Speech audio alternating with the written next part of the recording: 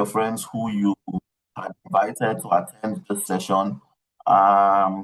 Remind them if you can. Let them know that the session will be beginning in the next 1 or 2 minutes as Aproko Doctor is already here in the meeting and speaker is available. And in the next 2-3 minutes, I'll be introducing him and we'll be starting. But then I just want to tell reaction. Are we not here on the chat box is active? The chat box is active. The chat box is active.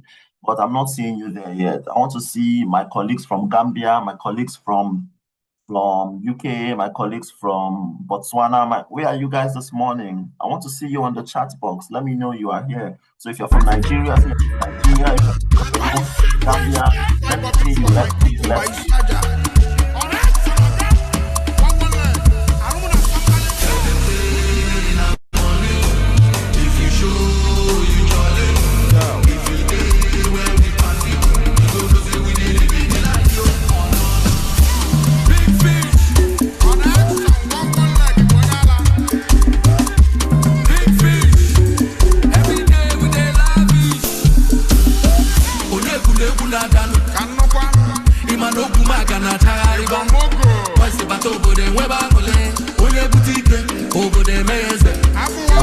I can see Russia, I can see Botswana, I can see Nigeria, I can see Cameroon. Keep it coming. Let's know.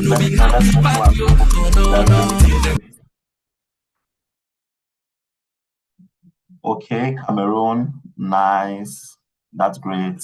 Nigeria, amazing. I see you all. Okay, me, well, I'm from Nigeria and I'm speaking from Nigeria as well.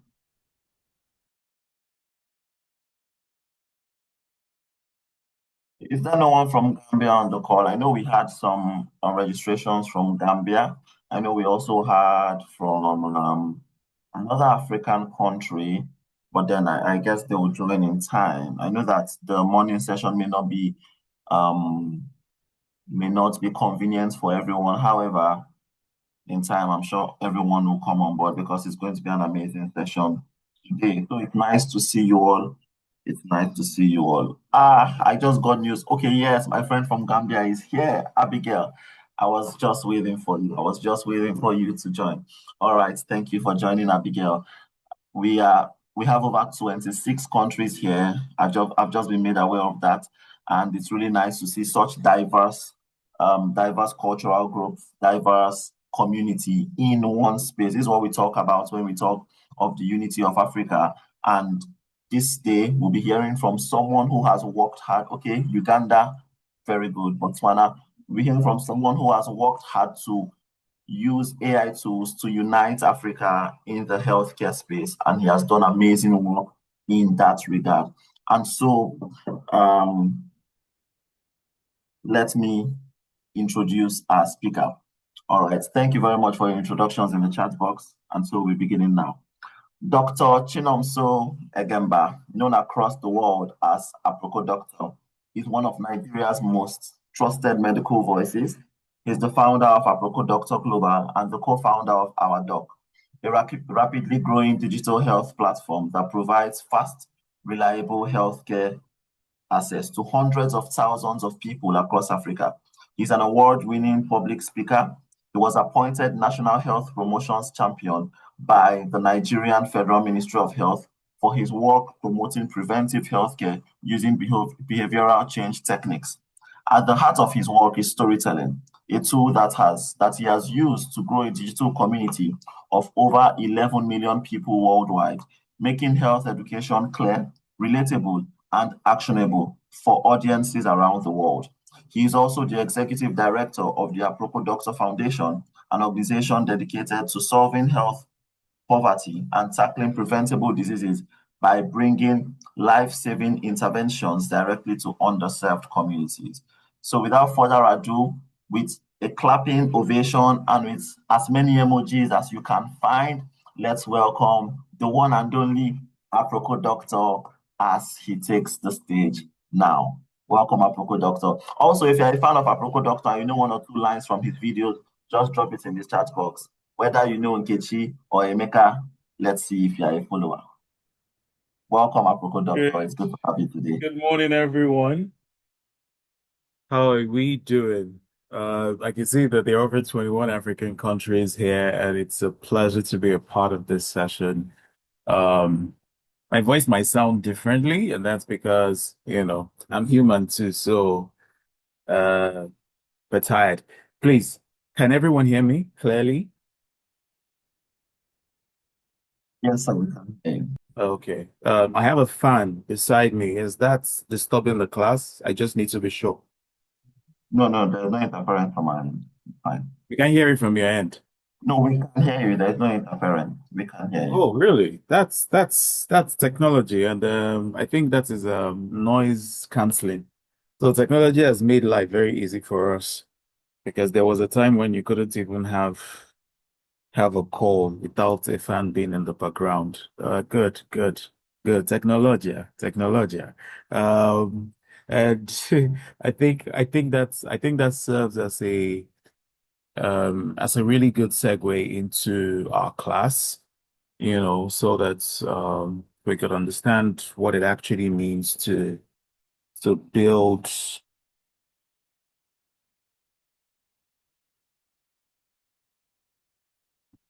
and we could see what it actually means to build. Can you see my screen?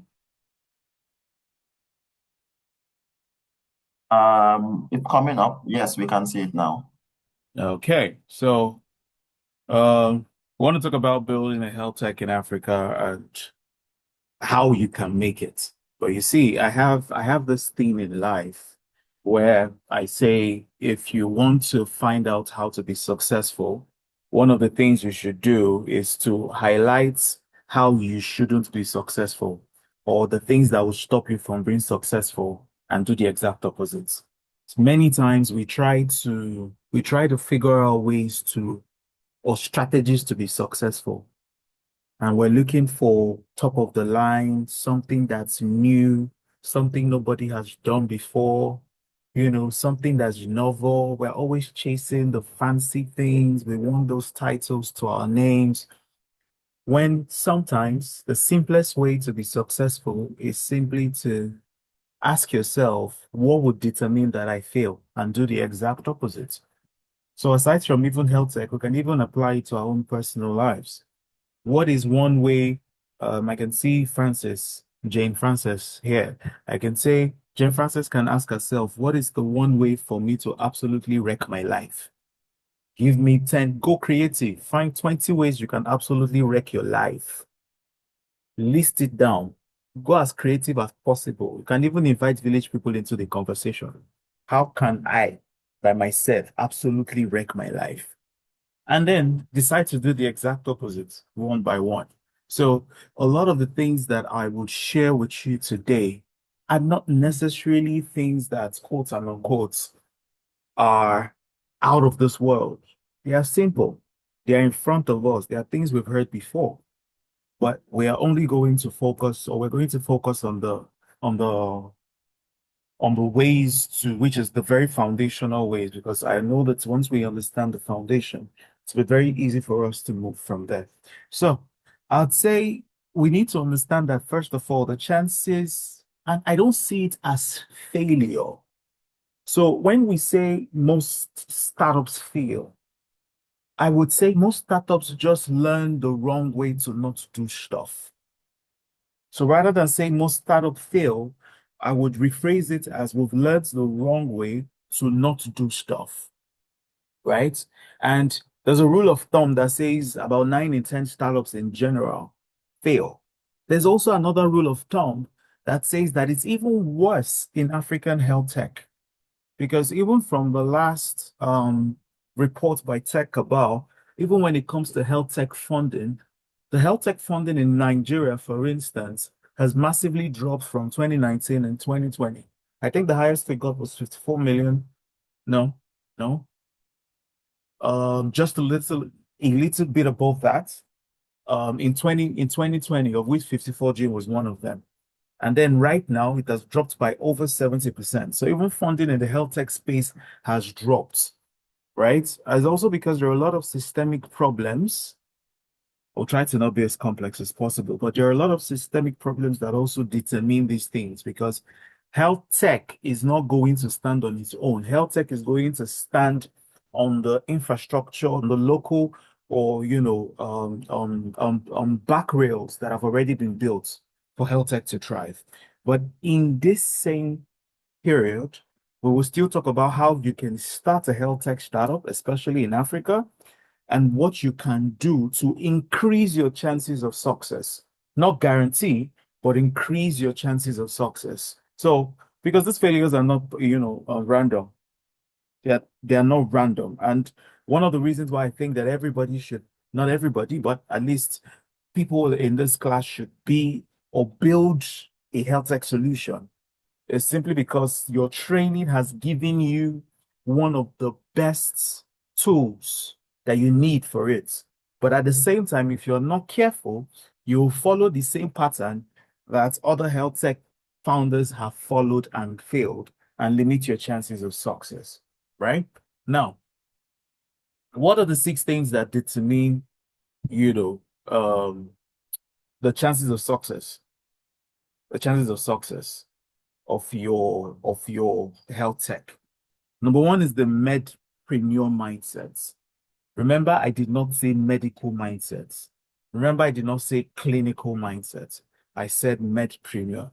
It is a mixture of the medical and the clinical mind training that you've got and the entrepreneurship mindset. There has to be a fusion of these two.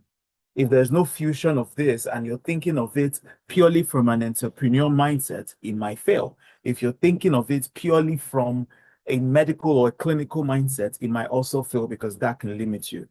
I'm also going to show you how or why doctors make great founders, right? Especially when it comes to the health tech space. Now, how do you take your idea to a product? How do you do that? How do you attract funding? Do you do grants? Do you get angels? Do you get VC? How do you work around regulation and IP? And how do you find a business model that actually works? Because your startup, your health tech solution has to be a business for it to be sustainable, has to generate profits that keeps it running, or else you will keep relying on grants and it won't happen, right? Now, I told you guys earlier that your clinical mindsets might be the primary reason why you might not make it as an entrepreneur. The training you've had so far might be the reason why you don't make it as an entrepreneur. And a lot of people have said many things, especially when I talk to doctors who are doing other things. Dr. Shade Popola, for instance, um, uh, other doctors that are founders. And one of the things that they will tell you is that they always use the word medicine forces you to think inside the box. They've said that so many times. The medical training prevents you from speaking or looking outside the box.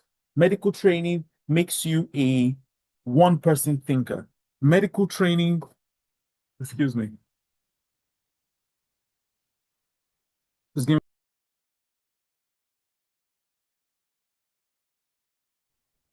All right.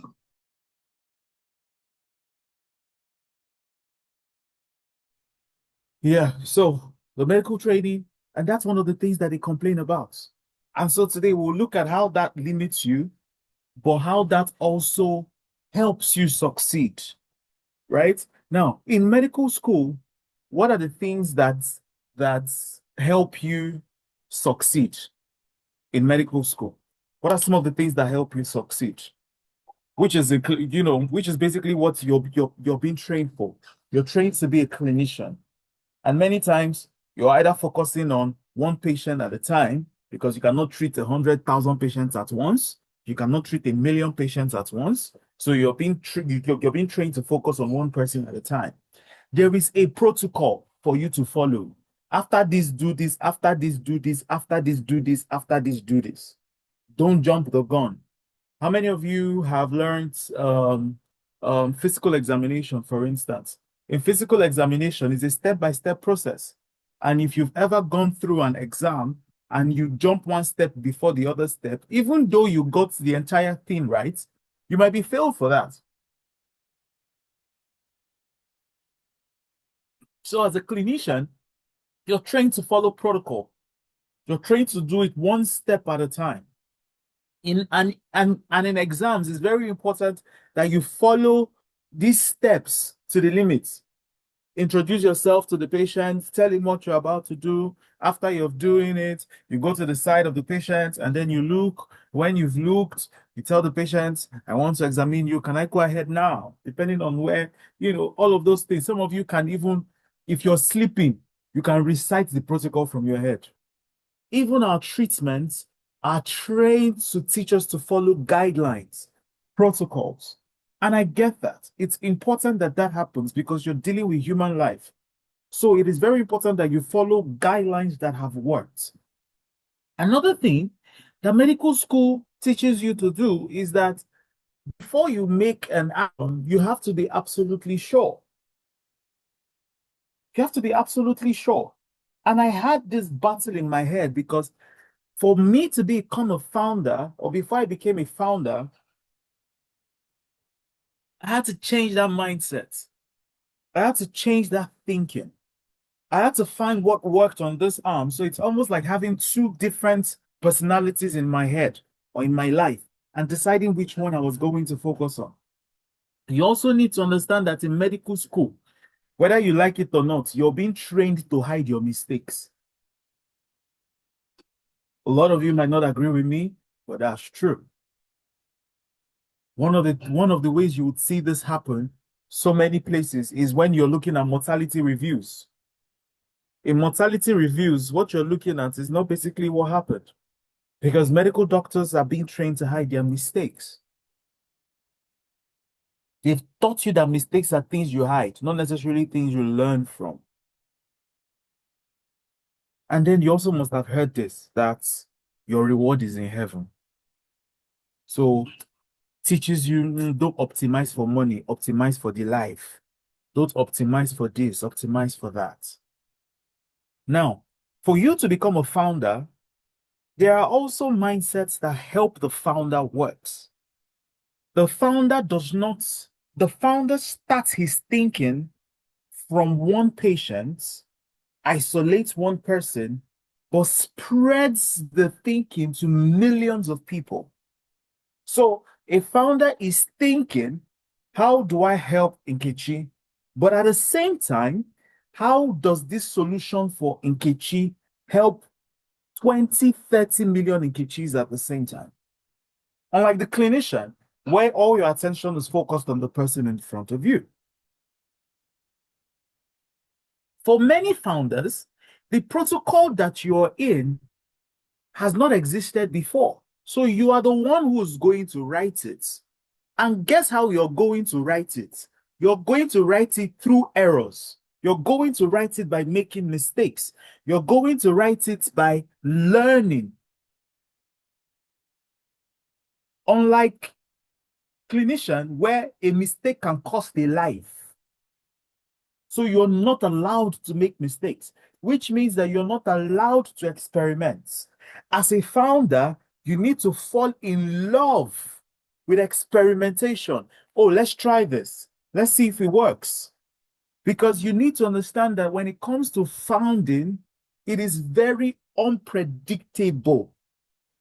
It is unpredictable. You cannot predict anything. You can make a particular solution and then your followers will decide how they want it to be. Your followers will decide how your app or your solution will be for them, not you. You can also make a very good idea, which is also another thing that you need to learn, is that you don't need to fall in love with your idea. Your idea is simply an experiment that you need to get in front of people to see if they like it or not. Let me give you an example. How many of you have heard of Slack? If you've heard of Slack or you've used Slack before, Slack was not the original idea. The original idea behind Slack was a game. It was a game. But the game had a particular app where people in the game or people who were building the game could talk to one another. And the game was a complete failure. People hated the game. They did not um, they did not like it. And then they realized that people would get into the game, but instead of using the game, they would start using the chat option in the game. But if the Slack founder was so in love with his initial idea, which was the game, Slack would not have existed today. But Slack was a success, or Slack is a success, because the original founder looked at the behavior of the people and thought, people love the chat option more than they love the game. We might as well build the chat option. So, ladies and gentlemen, as a founder, you're going to learn a lot on the job. You can't say this is how we've done stuff. You can't say this is how we've always done it. Are there already laid down rules and regulations that should be followed? Yes. But that still gives you room to experiment. You have to fall in love with experimentation.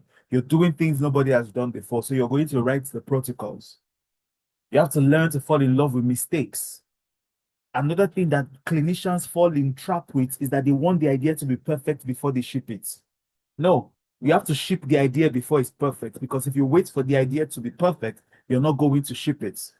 If the idea is good enough, ship it. Don't wait for it to be perfect. You can perfect it as you build, right? So those are the things you need to, have at the back of your mind, which is also very, very, very, very, very, very important, right? Another thing that you also need to understand, another thing that you also need to understand is while being a clinician or being trained for clinical practice can be detrimental to your founder's lifestyle, so you need to find a way to balance it. You also need to understand that there are some good parts of what being a founder or being a clinician or being trained to be a clinician will help you do. Number one is you already have a bit of trust with people. There's this particular doctor in Port Harcourt who also built a health tech platform. I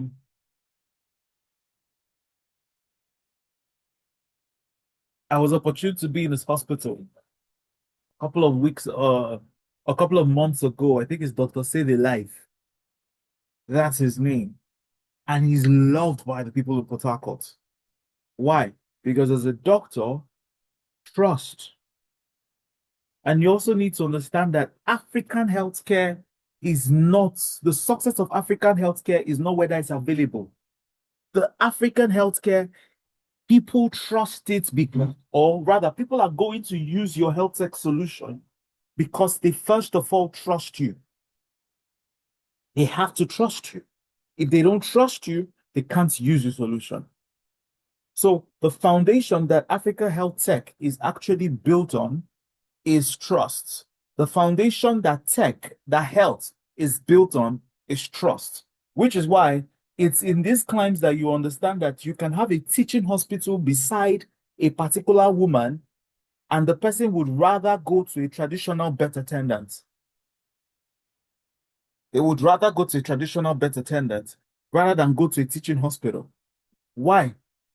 Simply because the foundation of healthcare in general is trust.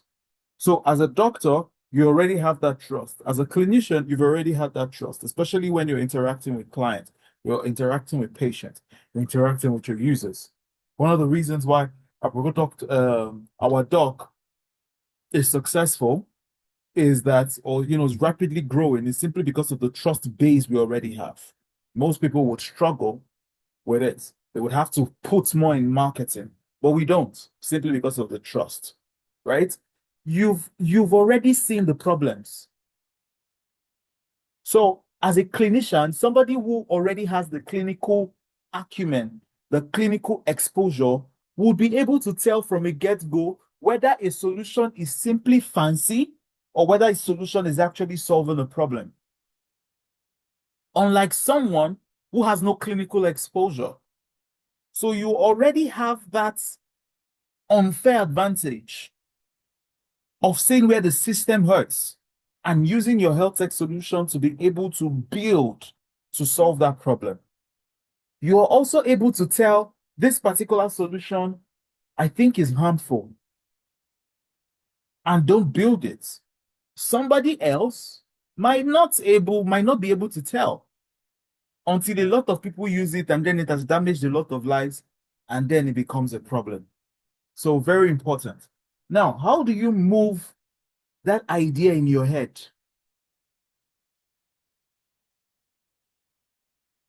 How do you move that idea in your head from just being an idea to something you can ship, right? And there are 5 steps to do that. And I'll use our doc as an example. You start with a problem. What is the problem that has affected most people? What is the problem that you can see? What is the problem that is painfully obvious to you? It's not necessarily a clever idea. Some people fall in love with clever ideas just because they want to prove that they are smart. But that should not be you. You have to fall in love with the problem first. And for me, the problem our doc is solving is simply healthcare access. A lot of people are confused about what they should do about their health. They don't know where to go to. So they go to the person who is closest to them because nobody has built a solution. For example, now think of Chowdeck, right? If I come to a new place or I come to a new city and I don't know the restaurant near me, so long as there's Chowdeck or there's Glovo in any of those cities, I can simply order food and get it delivered to me. The last time I was in Kenya, I didn't know anybody in Kenya. I don't know the restaurants around. I simply just went on an app and built it. That same problem exists in healthcare, and I've seen it. I've seen it affect people, especially in this part of the world, where there is an issue. Should I go to the chemist first, or should I go to the lab first, or should I speak to a doctor first? A lot of people don't know. Okay, I want to speak to a doctor, but if I want to go to the hospital now, I'm going to spend 6 hours waiting in line for a problem that will most likely be a 30-minute problem. But I don't want to go to Google because Google just fills me with fear. I don't want to use AI because AI just ends at AI and doesn't give me the next step. So the problem was the healthcare accessibility is not there. And when it's not there, the health journey of the average person is convoluted, coupled with the fact that 70% of the spending of Nigerian patients come out of pocket. And our doc was there to, solve that problem. So you can see that it wasn't just a clever idea. We did not just think and say, let us build the next Uber in health tech. We might most likely fail because there are a lot of clever ideas, but are they actual problems, pain points that people would pay for? That's one of the first questions you should ask. And one of the ways to ask that is that you need to go and talk to people, real people who are facing that problem. And many of them are your patients. Many of them will be your patients. Many of them are the people you encounter in the hospital wards. Many of them are the people you encounter in the clinics. Talk to them before you build a single line of code. Talk to the people who are suffering from that problem. If you're trying to build a problem that is going to help healthcare professionals, talk to them first. Find out what their perception of the problem is. Because there is something that happens when you don't talk to the people who you want to solve the problem for. And I'll give you a very, very obvious example. How many of you, okay, let me not ask that question. So I would I would say this. There's a very painful painful example, right? And it goes thus. There was a wash campaign, so water and sanitation hygiene campaign that was supposed to run in a particular state, somewhere in the north. And they realized these people don't have enough running water. So let's build a borehole in their community because they need to travel miles to be able to fetch water. And so they built the borehole in that particular community. And guess what happened after 2 weeks? The boys in that community came to the community and destroyed the borehole. And you would ask yourself, why did this happen? I think these people need water. We've given them water. Why did they destroy it? Simply because when the ladies are going to fetch water in the other community, the boys are the ones waiting for them in the pathways, and that is the only chance that they might talk to them outside their houses. So now they stopped the ladies from traveling to go and fetch water, destroying that community and bringing the water there. And so the boys came to that place to destroy it. So it sounds funny, but it's a true life story. Simply because you need to talk to the people who you are building for. What is their perception of the problem? Lagos State tried to launch an EMR campaign. And rather than talking to the people who they were building the solution for, they thought the idea was just painfully obvious. I mean, we need to start having electronic medical records.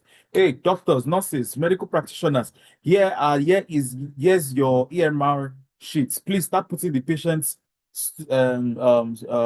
details on this EMR going forward. And nobody used it.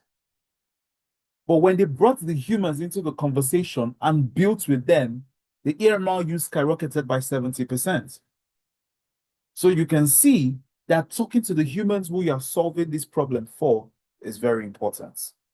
Do real people want this problem, or is it just you want to build it? Right? Which is why I would say don't fall in love with your idea. Understand the problem first. Which now leads us to the smallest test, which is the MVP, minimum viable products. What is the tiniest? Sometimes it doesn't even need to be an app. But a lot of us are so fascinated by apps and codes. We want to be able to prove that it works. So you build an app first. You spend so much time and effort building it. No. What is the minimum viable product of this, your solution, that would solve this problem? Will people pay for that? If you can prove that people will pay for that, you already have an MVP. Then you now pour resources into building the actual product itself or learning from that and building it. For example, there was a woman who told me she wanted to build an app, and this app was supposed to connect people with artisans, right? It was supposed to connect people with artisans, which is if I need a carpenter in my house, I can just get an app and put it. And I asked her, have you talked to real people? Do real people want this? And she couldn't answer that. And I said, okay, here's the minimum viable product, right? To be able to prove that people can pay for this before you burn money, before you burn resources, before you burn time. Can you have a WhatsApp group, first of all, of artisans and have another WhatsApp group of the normal people that you want to reach out to? And on this WhatsApp group, when people need artisans, you simply just connect them and collect your fee. If people can pay for that, then they can pay for your app. Having an app or having a health tech does not necessarily mean anything if people cannot pay for the lowest possible iteration of that problem. So test your problem out. What's the smallest test you can use? It can even be on pen and paper. It can even be a single line of code. It doesn't have to be complex. Because what this happens is by the time people start interacting with that, they start interacting with your solution. Remember, I didn't call it product. When they start interacting with your solution, what then happens from there is that you are now able to see, okay, this is what they want. This is how they want it. For example, we understand that people don't like filling forms. So when our doc app is coming out in the next couple of days, you might not necessarily fill a form. We're not going to give you a long form to fill because people don't like it. But you will still fill the form later on. But in your first interaction with the app, remove the thing. I don't like, so it's almost like the same thing when you talk to people and they say, what's the one thing you hate when you go to the hospital? You see that filling of form. A lot of people don't like it. including you. But we understand it's important. And because we understand it is important, how do we still fit it in a way that people can still fill that form before they use the app or before they use certain features? That's where design comes in.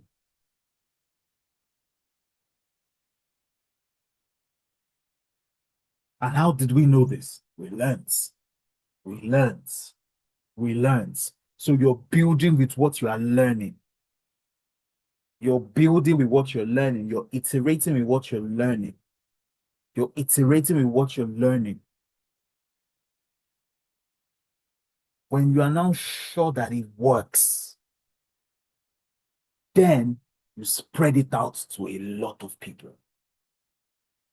But if you have not proven that it works and you spread it out to a lot of people, that spreading to a lot of people is going to break your app faster.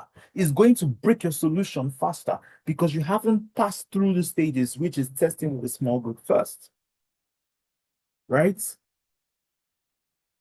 Now, I've mentioned some, some of this. The minimum viable products, the smallest thing that can solve a real person's problem.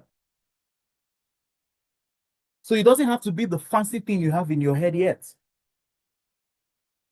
It doesn't have to be the fancy thing. It doesn't need to be an app, a spreadsheet, a form, something behind the scenes that people can pay for, that you can show that a real person can pay for this.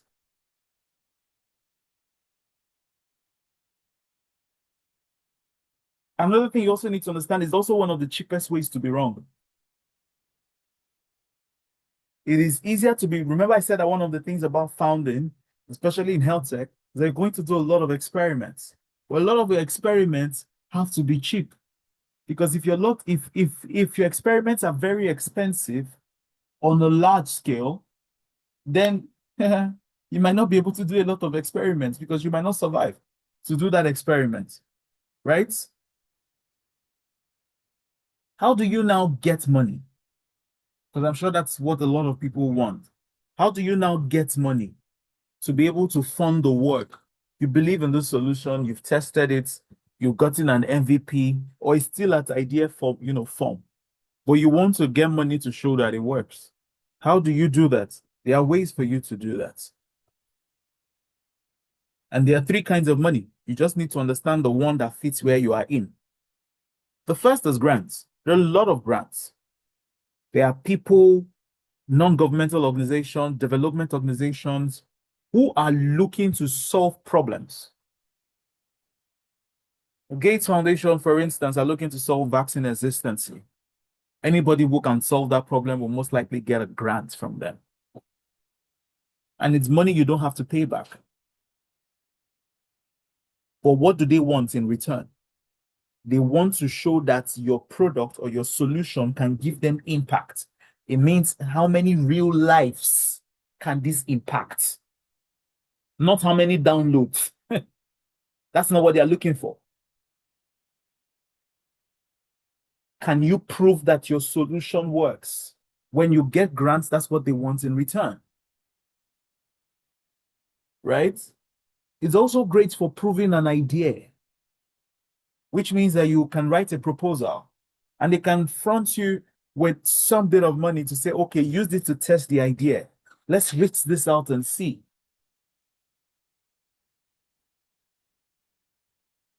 But another thing about grants is that the person who gives you the grants, also determines how you spend the money.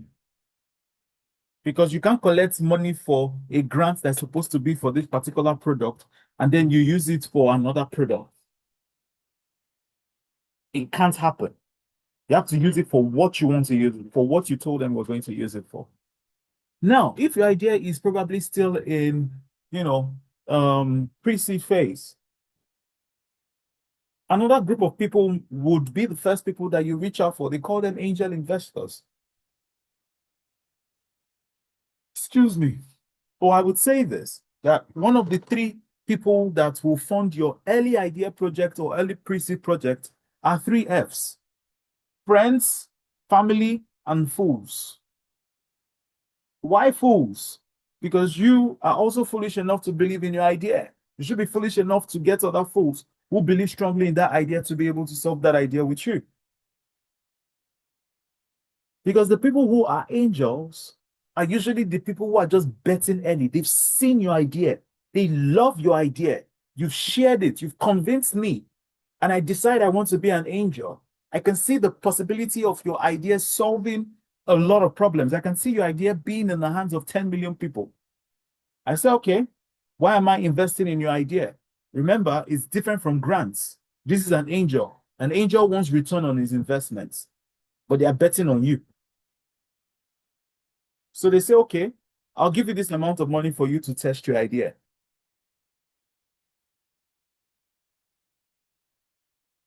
What you're giving me in return is a return on investment. But if you're looking for an angel, don't just look for the angel that gives you money. Find an angel that can give you another thing that will add to your money.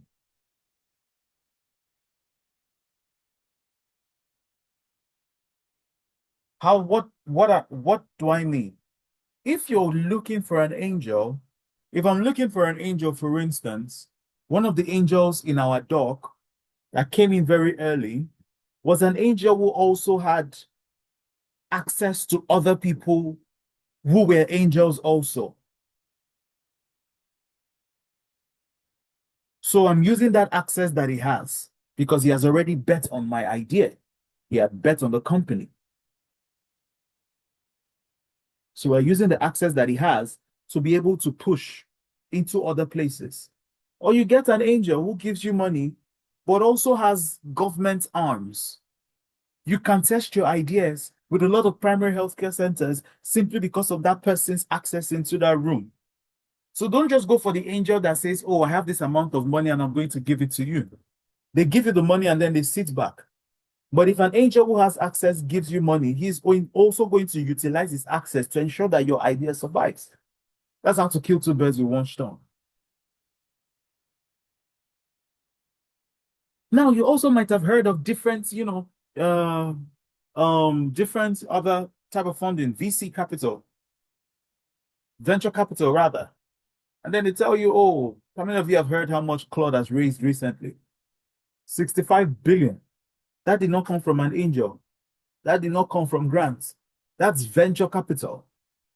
These are other funds who are now coming in and they want to get their money out fast. So they want to give you 65 billion, but they want to leave with 90. That's return on investment. So that another fund can take that amount, which means they have to be the trajectory of growth. That's where valuation comes in. But you see, if you take venture capital too early, you would most likely not succeed. Because if venture capital, once they come in, they want you to grow fast. And when you start growing fast without testing your idea might break if you've not figured out the problem in it. So venture capital wants to exit early because now they are putting a lot of money in it. So they want to go out fast. That's why some people have raised their way to failure with venture capital. So I would say don't be too fast to run to want to get venture capital. Make sure your idea works. They might not even approach you until they are sure your idea works. They would give you, once you've shown that your idea is already working, you see them, they approach you. Right? Very important. Now, when it comes to health tech, you need to also understand that you're dealing with human beings, right? Unlike other applications, it's almost as it's even more regulated than many other industries, right? Because we're dealing with people. For example, our doc is NDPC, GDPR, and HIPAA compliance. There are certain things we cannot do with the data of people. Certain things we can't do, right? Hold on a bit, please.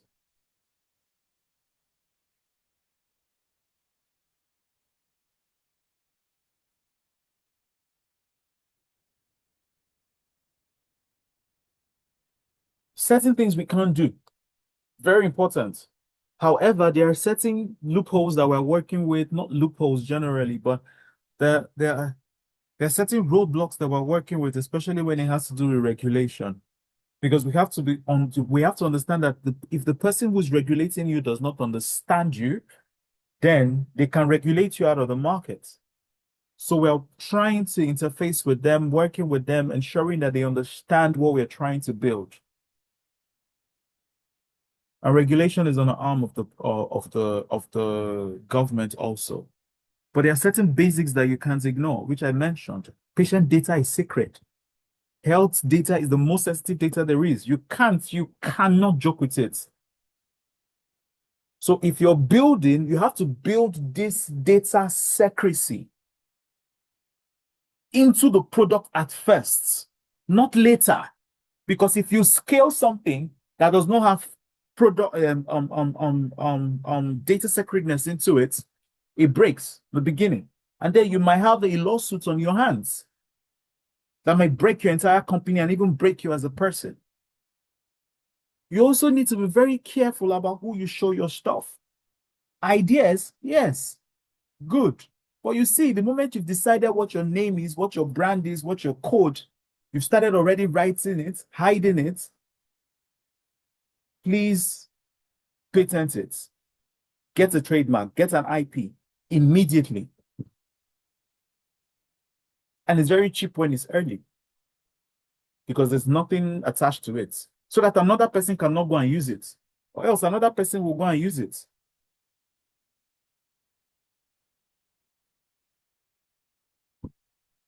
Right? Like I said, find out, talk to the people who might regulate. Our people have an adage. They say the person that asks for directions doesn't get lost. Onye na-ajụ ajụjụ, a na-efu ụzọ. Right? So ask questions, get advice before you scale. Always have a lawyer friend. If they don't know, let them ask someone else. Right? Another thing that you might also need to ask, especially if your health tech idea is not the type that will bring in that needs to bring in money, you need to ask yourself, what is my business model? And there are two things, right? If you try to own everything, you will run out of money fast. In health tech in Africa, you have to use what we call the asset lights. And that is the leverage our doc is using. Our doc is not a telemedicine platform. Our doc does not own pharmacies. Our doc does not own hospitals. Our doc does not own diagnostic centers. Our doc does not own any of these things. What do we do? We're simply the integrator or the integration platform of all of these places together. We don't own any of it. It's the asset light. Some of you might think of ideas that are very asset heavy. You want to build a hospital first. You want to stock the pharmacy so that, oh, if you need anything, just come to us. You might not succeed. You might not succeed because something you're going to burn fast is capital. If you want to spread into a new city, you have to build capital there. You have to start building again. But guess what? Our doc currently has users in almost 30 African countries. But we don't have physical presence in any of these countries. Why? We are asset light. So we have partners who are running different things. And that's our business model. We own the trust, we own the routing. If we're looking to go to Ghana, we don't have to start thinking, how do we build hospitals in Ghana? How do we build diagnosis centers in Ghana? No. The first question on our mind is what is the existing infrastructure on that problem? And then we build on it.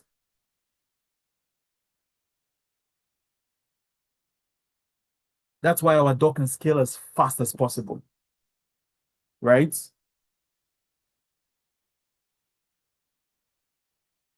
Before our doc started, so let me now tell you how our doc started. Yeah? We started on WhatsApp, which a lot of you are aware. And from WhatsApp alone, we've been able to prove that 150,000 people are interacting with it. They love it. It was not a shiny app. We didn't spend so much money building an app. We just built the problem on WhatsApp first. We met people where they are. But you see, how did we use artificial intelligence to be able to solve the problem on a large scale? It's simply because if it's a human being that has to interact with everybody and say, what do you want? They will get tired. We'll have to pay them more money, which means we'll have to burn out the money fast. But AI is the one doing the triage. It's asking the questions, it's doing the routing, it's doing the sorting. That repetitive tasks, we handed it over to AI. So it means that our idea was great for the time that it was in. If we had tried to build this problem before artificial intelligence, we probably would have died. Partners are the ones delivering the care, not our dog. But you see, whether people trust you is whether they trust us first, which means that the trust is still with us. Who we decide to put on the platform is still us. And that's how we've been able to build. So I hope with these few points of mine, wish I could continue, that I've been able to at least give you some ideas on how to build a health tech solution, especially in this part of the world where you are. Remember, you're not building for the world, you're building for Africa. And Africa has its own unique problems.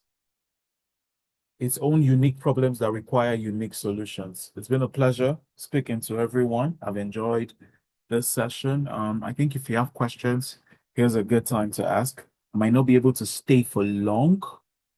Because I left the session to come here and I need to leave almost immediately. Okay, thank you very much, Doctor. Thank you for coming around. We know your time is so valuable and you made a lot of sacrifices to be here, and we are grateful. So please, if you have questions, quickly, so we would not keep our Proco Doctor beyond the time he wishes to stay here so that he can meet up with other engagements. If you have a question, please raise your hand and I would ask. Chidera Emmanuel, do you have a question? Your hand has been raised for quite some time. Is there a question you have?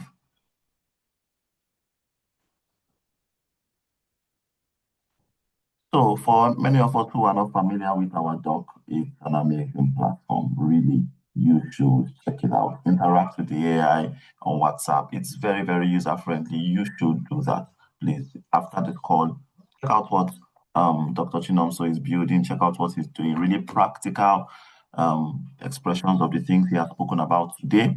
And it's necessary that you interact with the AI, interact with the bots, browse about our docs, see the models, how they have been exemplified and how they have become, a living method of what he has spoken about. So, okay, I'm seeing some hands. All right. So unmute yourself, Chidera, and ask your question, please. Hello, good morning, everyone. Good morning, Aproko Doctor. I don't know if you guys can hear me. Yes, you're audible. Please speak. Okay. Good morning, Aproko Doctor. Thank you for this session. It was beautiful. So I have one in two questions, and I wrote it down, so I'll start. My first question goes like, is it essential to have a team? Like when you're building something, is it essential to have a team? And number two is, how do you get your team on ground? Like, what are the measures you put in place when you're bringing your team on ground? For like, in order to solve a problem, is it essential you have a team to solve the problem? And how do you get this team on ground after identifying your problem or before you identify your problem? Thank you. That is one of the first work of every founder. Every founder has every founder has the responsibility of getting other people to believe in your idea. Every founder has the responsibility of convincing other people to believe in your idea, but not just believing in your idea to use the idea, but believing in your idea to build it with you, because you cannot build it alone. You're going to need somebody to market the idea to other people. You're going to need somebody to write the codes. You're going to need someone to, to manage partnerships. At the level where you are, it's one of the greatest things that you have is that you have a lot of unmet potential. You have a lot of people who have a lot of energy. Utilize it. Tell them this is your idea. This is what it can solve. This is what it's able to do for people. I want you to build it with me. But not just anybody, oh. You have to find the people who have the skill sets that you need for that idea. So I don't just go to every random Tom, Dick, and Harry and say, come and build my idea with me. No, I look for people who have the skill set that I need and tell them, come build my idea. I find someone who's great at partnerships.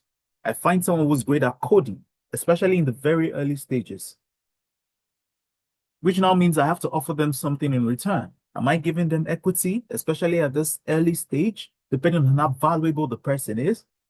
Or can I pay them something minimal, something small, something I can afford, especially at this point? So how do you find your team? You have to convince them to join you.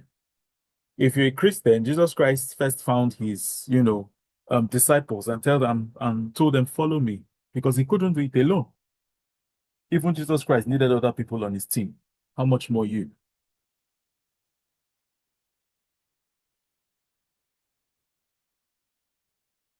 Okay, thank you very much, Dr. Chinonso. Just one more question, and then we can move from there. So, Solomon, I'm sorry if you can't take other questions. Maybe you can forward them to the team, and they would find a way to take them across. But we can't take all questions now. So, Solomon, please ask your question. Thank you so much, sir. Can we hear me, please? Yes, you're audible. Yes, I can. Oh, all right, sir. Good afternoon, everyone, and good afternoon, Dr. Chinoso, sir. Thank you so much. This session was so insightful. It's a privilege. Thank you so much, sir. I learned a lot. So actually, my name is Solomon Chinedu Nwori, a student of the University of Ibadan, currently in 400 level studying pharmacy, that is PharmD. So I have actually started building something around healthcare, and I also have a team I'm working with. We are 7, but we launched last year December.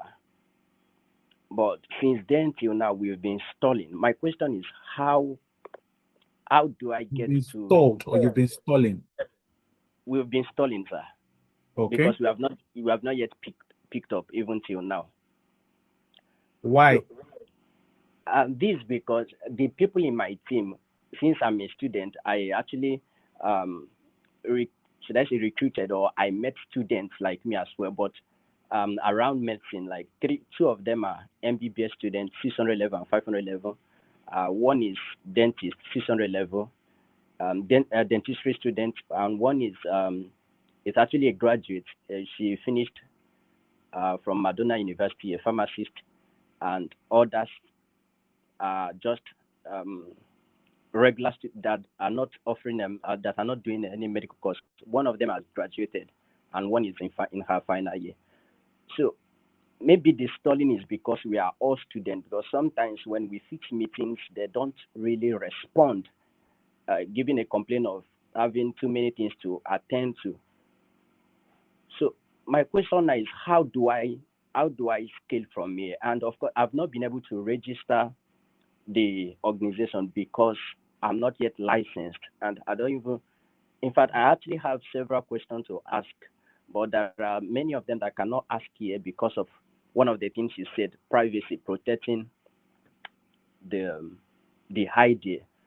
So I don't know if I could get access to ask you these questions, but for this particular one now, I don't know how do I get to make them, or do I should I say dissolve the team and look for those that are not students who can actually give the attention, or who can be productive, who can help me scale. So, Thank you, yes. sir. Thank So, you. so I would say it's not the fact that they are students that is preventing them from working on your idea. Is that your idea is simply not something they can be bothered with, because everybody has other things in their life. But choosing to ensure that what you're building is important means that they are convinced enough.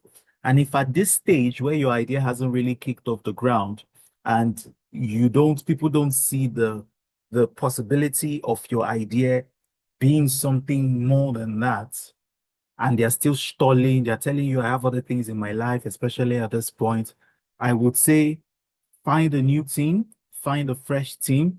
One thing that's very important, especially when you're looking for founder or for people to join your early team, is not just the idea, is the enthusiasm and the skills required. Enthusiasm is very important. They have to be really enthusiastic about your solution. They have to be very enthusiastic about what you're doing. They have to believe in it, or else they will continue stalling. And it might just hurt your solution because you might never see how big it is simply because you got people to join you that did not believe in it. But I'm sure you can send me a personal mail via aproko@ourdoc.com with your questions. And as soon as I have the time, I would respond to them. All right. Thank you very much, sir. Also, I just want to ask many of us on the call, many are asking if there are volunteer roles or internship roles that they can apply for to work with you at our doc. Are there opportunities of such, sir? Yes, please. Yes, you can intern at our doc, especially for, hold on, let me see if I can get the exact app. Oh, sorry, just give me 1 minute.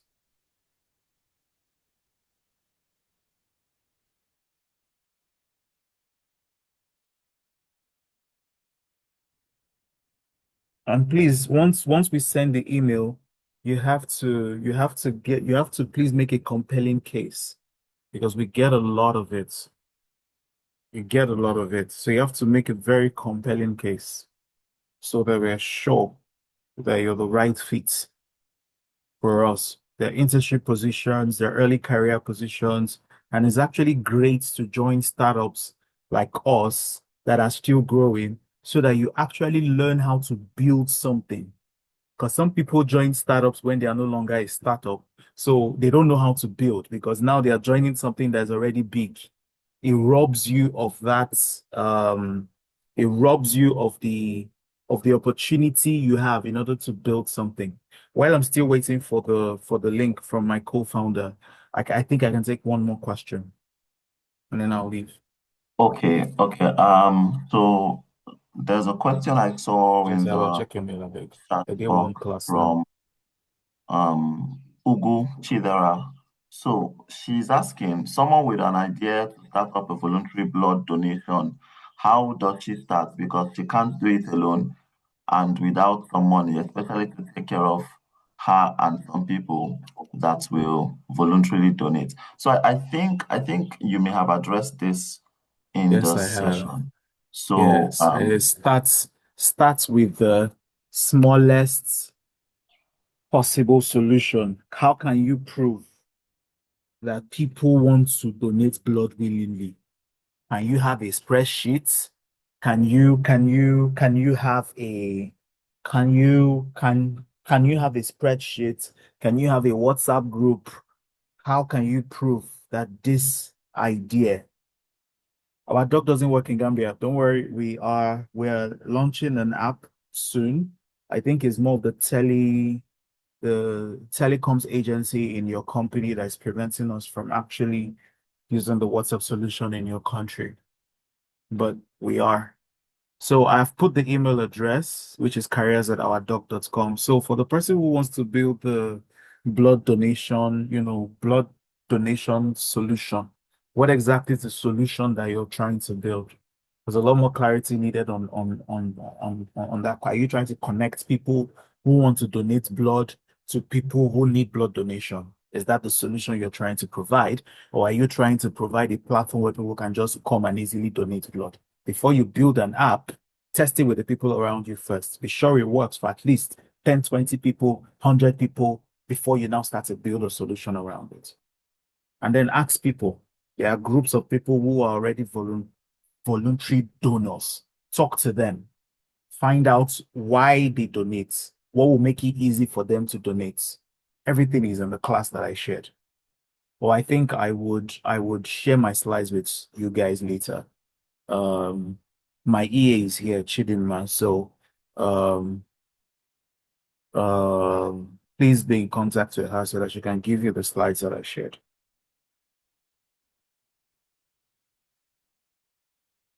All right. Thank you very much, Dr. Chinonso, for honoring our invitation and coming on board. It's always a pleasure to have you around. It's always nice to hear you speak, share your story, and tell us the practical steps we can take, because you are someone who has taken those steps. You are someone who has made the mistakes, failed, and tried again. And so hearing these things from you is really, really reassuring and encouraging for young innovators and builders like ourselves.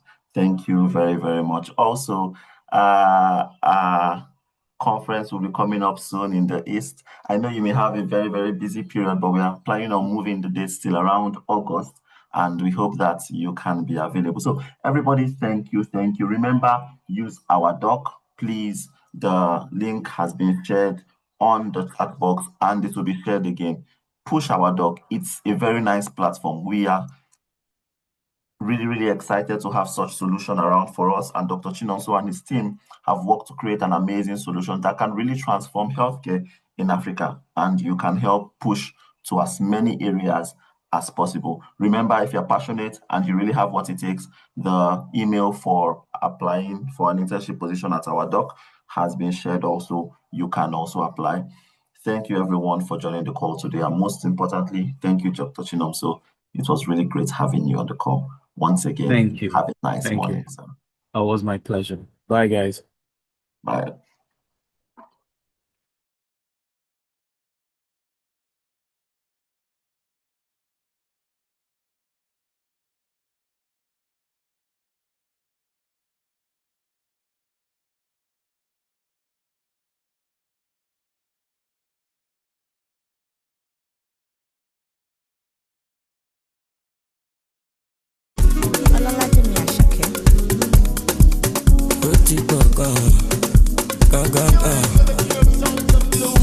ẹ má fagilé tí wọ́n gbọ́ ò kẹ́ má fi wèrè wé mi ẹni bá lò ló lè mọ̀ àbó lè ṣàlàyé.